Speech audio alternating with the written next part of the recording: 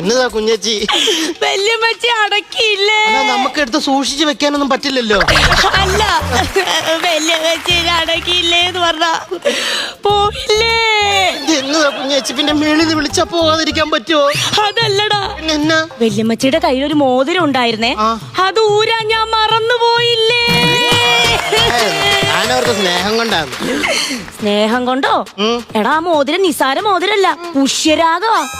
മോതിരത്തിൽ പുഷ്യതിരാഗം വെച്ചേ? എടാ, അത് വില പിടിച്ചതാന്ന്. ആണോ? ആ, അത് ഇട്ട് കഴിഞ്ഞാലേ ഭാഗ്യം കേറി വരും. എന്നിട്ടാ തള്ള തേങ്ങ വീണിയത്ത്.